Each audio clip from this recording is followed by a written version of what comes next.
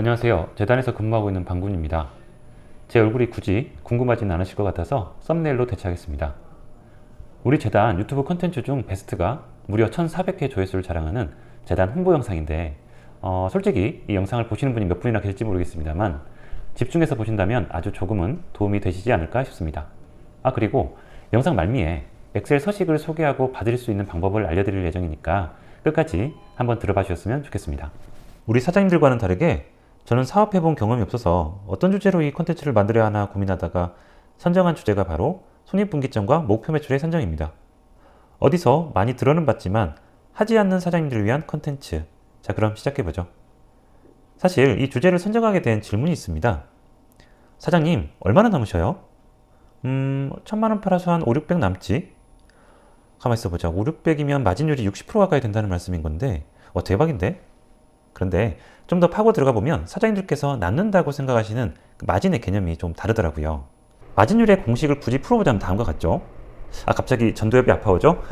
그런데 생각보다 풀이해보면 복잡하진 않습니다. 오늘의 핵심 주제가 되는 손익분기점을 구하는 공식에도 저 세 가지, 그러니까 매출액, 고정비, 변동비, 이 세 가지 개념만 딱 아시면 되거든요. 한번 살펴보죠. 매출액. 이건 모두가 다 아시는 얼마를 팔았냐 하는 판매된 금액을 말하잖아요. 다음은 고정비죠. 말 그대로 고정된 비용입니다. 가장 대표적 항목으로 임차료나 직원 급여 같은 걸 들 수가 있는데요. 우리가 사업장을 빌리고 지불하는 임차료 어떻습니까? 장사가 잘 된다고 더 내고 안 된다고 깎아주는 거 아니죠. 고객이 많든 적든 어찌됐든 이 사업을 하려면 매달 고정적으로 들어가는 비용입니다. 이것을 우리는 고정비라고 합니다. 고정비의 대표적 항목으로는 다음과 같습니다. 아까 말씀드렸던 임대료나 인건비 이외에도 복리후생비, 각종 보험료, 전화요금, 인터넷요금, 그 다음에 정수기 같은 구독 서비스를 이용하는 비용들, 이걸 다 고정비라고 할 수 있겠습니다. 그럼 마지막으로 변동비는 좀 더 이해하기 쉬울 수 있습니다. 고정비와는 반대로 매출액에 따라 변동하는 비용인데 식당으로 따지면 대체적으로 식재료비나 가스비 등이 될 것 같습니다. 예컨대 김치찌개집에서 고객이 많으면 김치나 대파 같은 재료비가 많이 늘어나겠고, 불을 많이 떼니까 가스비가 많이 늘어나겠죠. 반대로 고객이 적으면 그만큼 적어지는 비용이죠. 변동비의 대표적 항목으로는 다음과 같습니다. 식재료비, 포장비, 아까 말씀드렸던 가스비나 수도, 전원기 요금, 그 다음에 카드 수수료, 부가세 등이 있겠습니다. 자, 여기까지 따라왔으면 거의 다 오셨습니다. 그럼 아까 전두엽을 강타한 공식을 다시 한번 노려보시게요.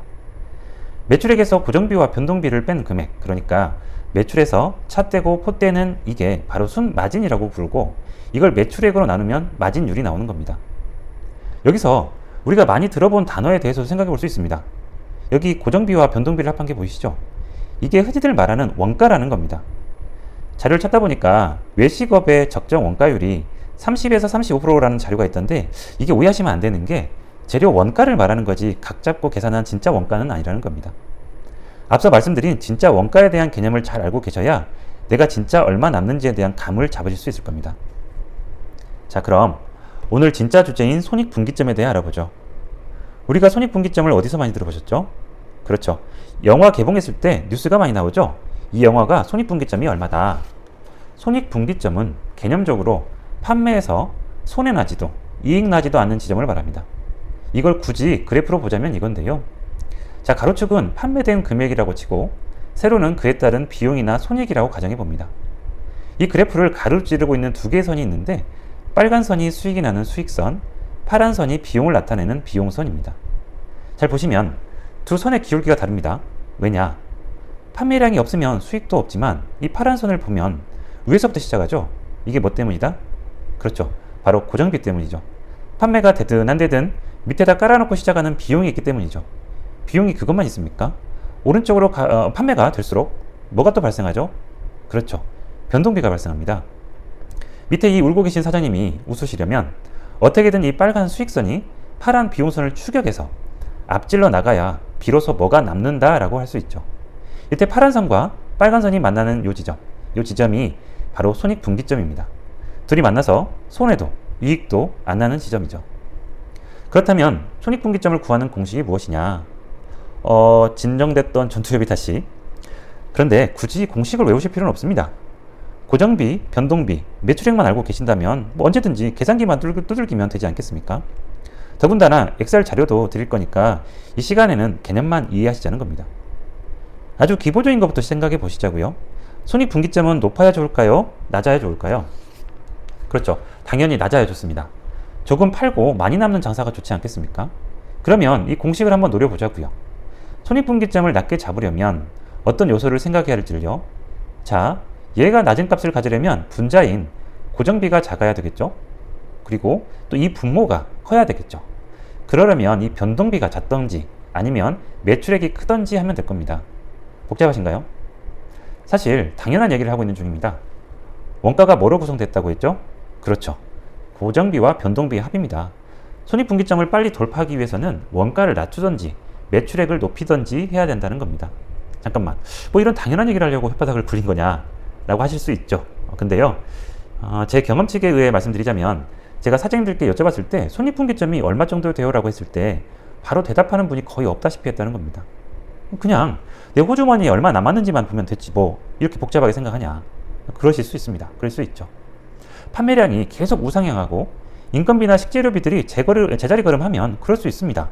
그도 아니면 경험치가 아주 많아서 경기가 어떻게 요동을 치던 간에 버틸 만한 사업적 체력이 있으시다면 그럴 수 있습니다. 그런데 다들 아시잖아요. 사업이라는 게 계속 순탄치만은 않지 않습니까? 제가 사실 오늘 말씀드리고 싶은 핵심입니다. 이거 하지 말자는 겁니다. 내 인생이 걸렸고 어쩔 때는 가족의 인생까지 관여되는 문제인데 감으로 하는 건 좀 위험하지 않나 생각이 듭니다. 그럼 이런 질문을 던질 수 있죠. 그래, 알았다. 알았는데 손익분기점 알아서 못 오게. 그래서 생각해 봤습니다. 이걸 어디다 쓸까? 첫 번째는 매출 목표를 가지고 갈 수 있다는 점입니다. 손익분기점을 알면 남지도 손해보지도 않는 매출액을 알 수 있지 않습니까? 거기에 내가 남기고 싶은 목표이익을 붙이면 그에 필요한 매출 목표액을 산출할 수 있습니다. 이렇게 손익분기점 공식에 목표하고자 하는 이익을 더해서 구하면 되는 거죠. 내가 이번 달 얼마를 팔아야 할까에 대한 목표의식이 있어야 그 목표 달성을 위해서 다양한 전략이 나올 수가 있기 때문에 중요하다고 할 수 있습니다. 두 번째, 비용 구조입니다. 손익분기점을 구하려면 비용 중 뭘 알고 있어야 한다고 말씀드렸죠? 그렇죠. 고정비와 변동비입니다.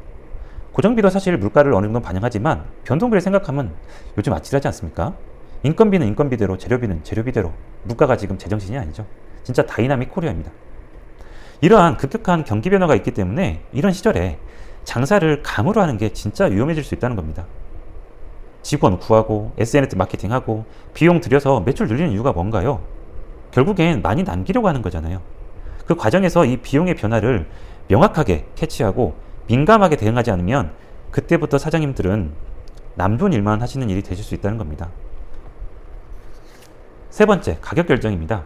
보통 손익분기점을 명확히 알아야 내가 파는 물건이나 메뉴가 적당한 가격을 매기고 있는지 파악할 수 있습니다. 보통 매출액에서 변동비를 뺀 걸 기여이익이라고 하는데 이게 어느 정도 확보가 되어야 고정비를 상쇄하고 마진이 남는 구조가 되기 때문에 내가 파는 물건이나 메뉴의 가격을 결정하는데 좋은 단서가 될 수 있습니다. 마지막으로 리스크 관리인데요. 두 번째로 말씀드렸던 비용 구조와 조금 연관이 되는 내용인데 쉽게 말씀드리자면 내가 지금 하고 있는 장사가 망하고 있는지 보자는 겁니다. 손익분기점을 한 번만 파악하면 그게 계속 유지가 되나요? 변동비나 중간중간 있을 외부적 요인들 때문에 계속해서 손익분기점은 변화될 겁니다. 따라서 매달 손익분기점과 순이익을 알아내고 내 사업 상태가 어떤지, 만약 망하고 있다면 단순 매출액 문제인지, 변동비나 고정비에서 새고 있는 돈은 없는지, 재료 납품처를 바꿔서라도 변동비를 낮춰야 하는지, 그도 아니면 직원을 그만 써야 맞는 것인지, 비용 쪽에 더 이상 손댈 만한 게 없다면 예를 들어서 체험단 마케팅이라도 해야 되는 것인지, 사장님으로서 이 사업에 대한 판단을 하셔서 위기를 탈출해야 하는데 이러한 데이터가 없으면 진짜 애매해질 수 있다는 겁니다. 사실 엄청 냉혹한 말씀일 수 있는데 사업 쪽은 늦었다고 생각할 때가 진짜 늦은 것 같습니다. 왜냐하면 우리 소상공인 사장님들 중에 자금을 낭낭하게 여유있게 사업하시는 분이 얼마나 됩니까? 다들 기초체력이 단단하지 않은 경우가 많기 때문에 이런 분석이라도 제대로 안 하면 생각보다 단시간 내에 자금 경색이 올 수 있다는 겁니다. 좋아, 다 좋은데 그래서 어떻게 해야 돼? 그렇죠. 막상 또 하시려고 하면 막막합니다. 그래서 제가 이 컨텐츠를 준비하면서 몇 명 보지도 않겠지만 혹여나 감사하게도 보시는 분들이 계시다면 간접적인 도움이라도 좀 드릴까 싶어서 이론을 토대로 엑셀 장표를 만들어 봤습니다. 음식점을 기준으로 포맷을 만들어졌는데 몇몇 항목만 바꾸면 사장님들 각자의 상황에 맞게 수정해서 사용 가능하시지 않을까 싶습니다. 사실 뭐 대단한 것도 아니고 실제 영업 환경을 완벽하게 구현한 결과물도 아니라 그냥 업로드하고 싶은데 유튜브에 파일 업로드 기능이 없어서요. 혹여나 필요하신 분이 계시면 댓글에 메일 주소를 남겨주시면 양식을 메일로 보내드리도록 하겠습니다. 요청하시는 분이 아마도 없거나 몇 분 안 되실 것 같지만 엑셀 양식을 받으시고 혹시 사용법이나 기타 도움이 필요하시면 메일로 연락처를 남겨주세요. 제가 따로 연락해서 도와드리도록 하겠습니다. 장표를 간단히 설명드리자면 이렇게 하단에 5개 시트가 있습니다. 첫 번째는 매출 분석, 그리고 두 번째와 세 번째 시트는 비용 산출에 각별히 신경 써야 하는 항목을 좀 정리한 거고요. 네 번째는 손익분기점과 관련된 결과 데이터, 마지막으로 월별 현황 이렇게 되어 있습니다. 이게 처음에는 조금 복잡해 보여도 한 달만 빡세게 세팅해 놓으면 어느 정도 반복되는 사업이 대부분이기 때문에 숫자만 업데이트 하시면 되지 않을까 합니다. 자, 그러면 각 장표별로 간단히 설명만 드릴게요. 저는 이 작업을 월 단위로 하셨으면 좋겠다고 생각하고요. 우선 매출 분석을 보죠. 맨 좌측에 보시는 것처럼 판매하고 계신 품목과 가격, 판매 수량 등을 집어넣습니다. 이거는 각 사업장에서 가지고 계신 포스기를 통해서 쉽게 구할 수 있을 겁니다. 옆으로 보시면 아까 말씀드렸던 고정비 항목이 나열되어 있고 직원을 쓰실 때 해야 되는 퇴직 전입금과 같은 경우는 산식이 들어가 있으니 자동으로 계산이 될 겁니다. 좀 더 옆으로 가보면 변동비 항목이 나옵니다. 사장님들마다 각자 처한 상황이 다를 거니까 원하시는 항목을 추가하거나 빼셔서 사용하시면 될 것 같습니다. 밑에 식재료비나 감가상각과 관련한 시트는 현재 이 매출 분석의 고정비에 있는 감가상각비와 변동비에 있는 식재료비를 좀 더 세밀하게 뽑아내기 위한 시트입니다. 먼저 식재료비 산출 시트를 볼까요?